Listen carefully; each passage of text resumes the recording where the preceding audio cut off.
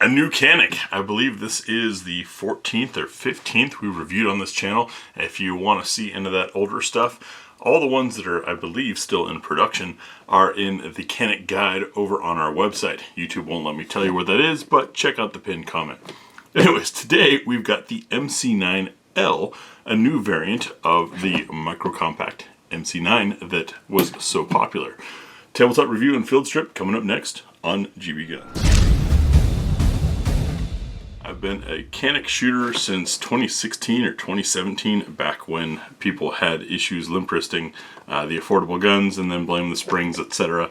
It's really fun to see how far these guys have come. Opening the box, we have an envelope, and in it we got add for accessories. This is one of the things I think is pretty cool about Canik, starting with the METE line. A whole lot of accessories and things are available directly from Canik, including holsters and all kinds of things. Some of it is white labeled for them, some of it they're making in-house. An array thing, a tip on the assembly, and that's because this is a slightly different field strip than most pistols that people are used to. And check that out, a guide to the hardware that's included for being able to add or remove accessories. Next, we'll take a look at the manual. Those of you that have been with the channel for a while know I value manuals, not only because they've got important stuff, but they show me, I think, how much the company cares about you. The better the manual is, the more it shows that they want you to have a good time and understand how to use the product. Little tidbit to the viewer and also to my manual reviewer, this is also where I'm showing that when I field strip this thing, I am not disassembling or building or doing any of that stuff. I'm doing end user level maintenance to make sure the pistol is safe and ready. Speaking of safe, I know a lot of people always ask about ammunition, especially on shorter barreled guns. Under a 4-inch barrel, I strongly advise considering plus P ammunition, since most defensive loads are designed to perform from a 4-inch barrel. It does not say anything directly about plus P or not using it. However, it does say in here that it's intended for use with ammunition manufactured to NATO CIP, which is the European SAMI, and SAMI standards. Now, plus P is a SAMI standard, and if you didn't know, 124 NATO, part of the reason why it feels a little bit hotter is NATO ammunition is loaded to 10% higher pressure than standard SAMI American range ammo. 10% higher than standard SAMI American range ammo is also what in the US we call plus P. So your NATO ammo is effectively plus P. This gun's good for NATO, which means it's good for plus P. Here's your specs. You can pause and squint or check the pinned comment and see it over on our website in the full review. The rest of the manual is very clear. They went with illustrations instead of pictures, which I find is nice. It lets them colorize things that they're talking about. Everything is pretty clear, nice good font size. This is a user-friendly manual, if I dare. Alright, enough with the boring paperwork. Let's get that out of the way. Hopefully that satiates YouTube as well, that I'm not about to build a gun. And we'll take a look at what else is in the kit. Canik is, of course, well known for coming with a full kit, and they didn't let us down this time either. It's kind of interesting. It used to be that Turkish manufacturers or small companies would give you a little more in the box to create a greater feel of value. The Canik guns are stellar. We're getting the value already with that, but we're also getting a full kit. We've got 2 magazines, we've got a loader, a holster, lock. Up top we have our punch and takedown tool. That's because the METE line is completely user disassemblable. A brush, a rod, 2 additional back straps, and the cool little Canik tool. If you're not familiar with these things, they've been doing them for a while now. The end is a bit driver, and inside are all the bits, as well as all of the screws and things you'll need for adding the magwell or mounting an optic on it, etc. All come right in this handy little tool that has its own spot in the box. Excellent case. Now let's get this out of the way and finally take a look at that MC9L. So here we are, and the MC9L is one of 2 new models that are out. There's also the MC9LS. What the differences are, I don't exactly know because I don't have them in hand. What's different about the L versus the old MC9? Well, you can see the slides are exactly the same. The thickness is the same, but we've got a longer stock. That longer stock is giving us whole hand grip and 17 round magazines. Another neat thing about this just like with the original MC9, you could take mags from, say, an SFX and run them in this gun. Just remember, if you're going to use a super long mag like this that doesn't have a sleeve or something to bump stop, don't slam the mag in there. Doing so puts extra stress on the mag release of the mag itself, and you could potentially slam the feed lips into some internal bits, like let's say you have the mag release pushed and you really shove in there. So that's just something to be aware of. But the cool bit is now it's a lot easier to run. In fact, let's try. Here's a 15 out of the METE SF. Nope, too short. That's what I expected. But you can have fuller capacity and get your whole hand on the gun, and that is vital to good control, especially rapid fire, especially say under duress. And I bet Miss Tia wishes that this existed when she got her Rangemaster certification. She ran an MC9, and because of the shorter mags, etc., she was having to stuff mags quite a bit. Whereas her hand does fit on this with the larger back strap and the little toe kick. For me, I end up with a 2 1/3 finger grip, which means the pinky is constantly slipping. So the MC9L allows a full-size hand on there. And now on to the traditional GBGuns tabletop review in field strip. We're gonna let the slide back and check for magazine release or ejection with the gun upside down. You saw that little hop there. We have a little bit of ejection, which is excellent.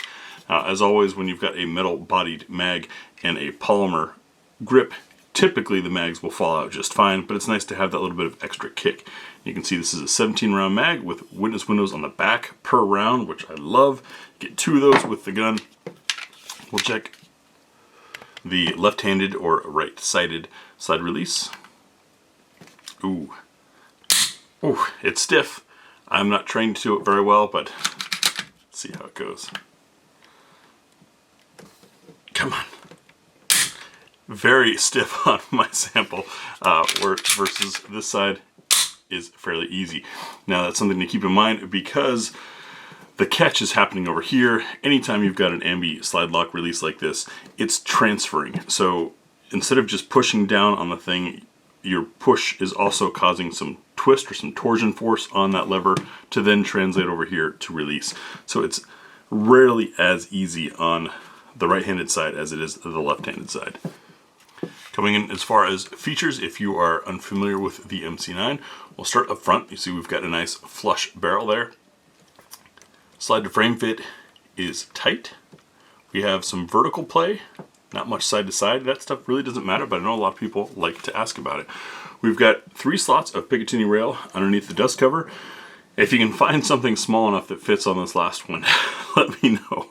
But I do appreciate that they're at least using it. Texturing on the front of the trigger guard, a slight undercut of the trigger guard here for that kind of double undercut feel, and then a nicely rounded high undercut with no sharp or rough edges, so no Glock knuckle development going on there. You can see we've got these small reference points that are textured as a finger straight spot, or potentially a little bit of texture for your support hand thumb. What I tend to do, and I have large hands so I can get away with it, is I dig my finger into that rail and use that to control. But for shorter hands, at least you've got some texture there. Same texture is on the front strap, and you'll notice that we have a little bit of toe kick here and a little bit of flaring, which is awesome. Yes, it is pinch proof for insertion. In fact, that flare fits this ramping on the magazine very well. We also have texture on the base plate of the magazine. Super cool. And according to the instructions, there's a mag well for this. Gun did not come with one, but one could be an option. However, as I like to point out all the time, it really doesn't matter what's down here when you've got a double stack single feed magazine. The magazine is an inverse mag well. Just practice, you'll be fine. There's our screw hole to be able to mount that mag well in there. We do have interchangeable back straps. It came with 3 total, 1 on the gun and 2 more in the box. That's done driving out this pin. Unfortunately, YouTube won't let me show that anymore. They consider that to be gunsmithing, despite the fact that it was in the user manual and is a pretty simple operation, but you'll figure it out. Slide to frame fit in the back. A little bit of play. Again, it really doesn't matter. You can see our sights. We have a square black notch in the back and a nice big white dot up front. Excellent for a defensive pistol like this to grab your attention and pull it up there. We also have a striker indicator that lets you know when the thing is cocked. As I release the striker, you'll see it disappeared.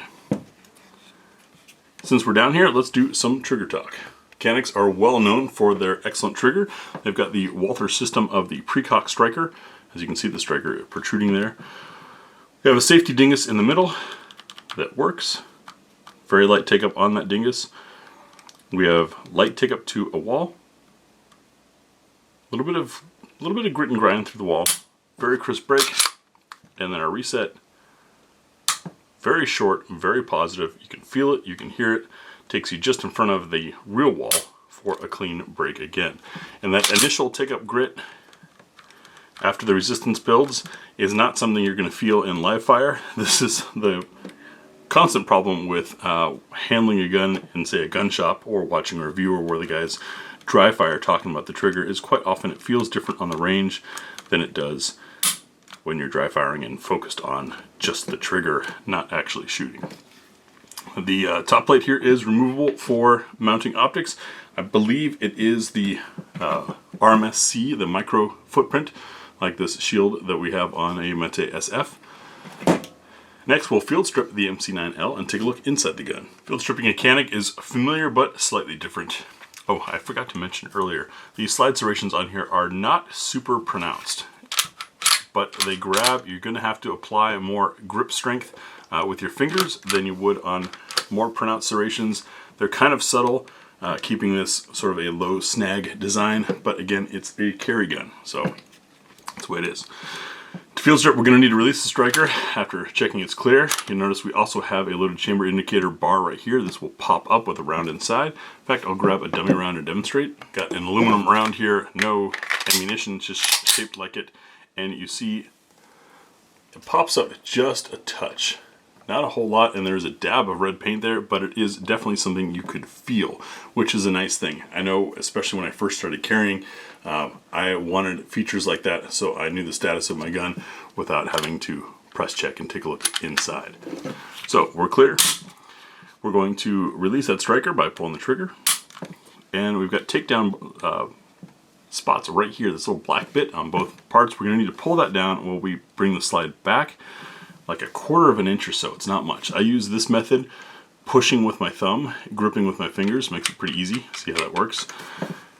And while you're pulling down on these levers, you pull back on the slide and you'll feel the levers actually drop. Then the slide will come forward to about here and then right off the top.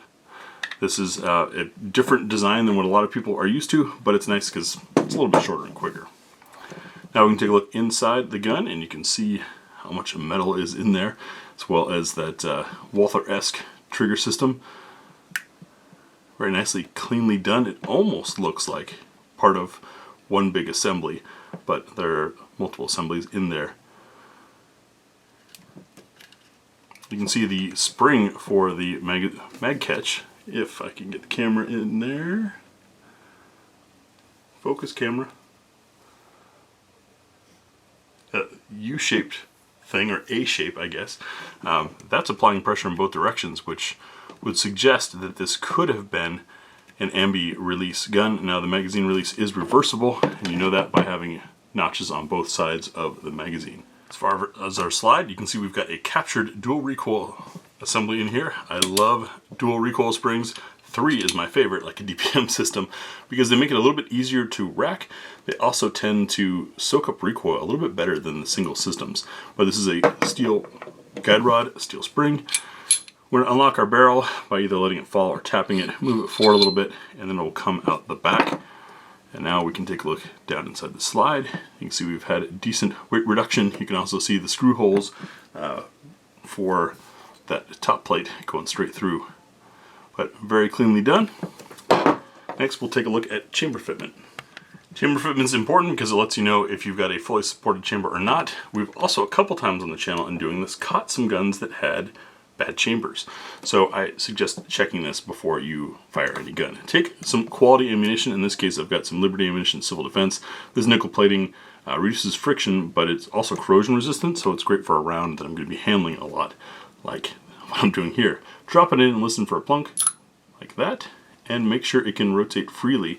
And then as far as support, what we're looking at is whatever is beyond that shoulder, if it's exposed or not. You can see that it looks a little bit shallow here. Oh, I gave it a tap and now it's sitting all the way in. Might just be a little bit of dirt from test firing in there. Which, by the way, if you ever have a round that won't rotate freely or something, try cleaning the chamber first. It's not necessarily an indicator of a poorly finished chamber. It could just be a little bit of grime. When the gun is functioning and firing, those rounds are shoved in much harder than just with gravity. Round came out nice and clear. That was easy. Now we'll reassemble. While I reassemble the Canik MC9L, which is a simple reverse of the disassembly, I'll tell you about what you'll see in the range video. You'll get opinions from two shooters, beginning with our absolute first shots. That's right, no warm-ups, no practice, and definitely no highlight reels on this channel. We are real people, real shooters, real journalists, not influencers. So, from the very first shots, because sometimes those impressions are important. Then we'll do full magazine plus one, see how the gun runs fully stuffed. Take it over to our trademark What's for Dinner test to see what the gun will eat.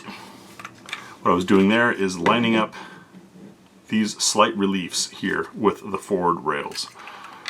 And you just set it down, bring it back and rack it, and a quick functions check. After we know what the gun will eat, we'll take it over to our spinner test for sights and trigger control. This is a nice trigger. These seem to be nice sights, but we've got a short barrel, so what kind of energy are we going to see on that spinner? That'll be interesting. Then some practical accuracy, 5 shots from 7 yards on a 1-inch square, followed by concluding thoughts from 2 different well-trained and very experienced shooters. Thank you guys for watching. I'm curious to hear what you guys think about the MC9L. When this came out, it was great and loved it, and we noticed, of course, that it could take full-size magazines, even though it's as slim as most of the micro compacts. However, I can't quite get my whole hand on the original MC9, so I'm looking forward to trying the 9L. I was kind of hoping for a little bit of a longer slide, just a little more energy. But if you've got some good ammo, like some plus P stuff, you can make up for that shorter barrel. As always, for tech specs, pricing, availability, things like that, check the pinned comment over at the Forbidden website. I post all of that and share sources, etc. with you. Thanks for watching, and we'll see you on the range.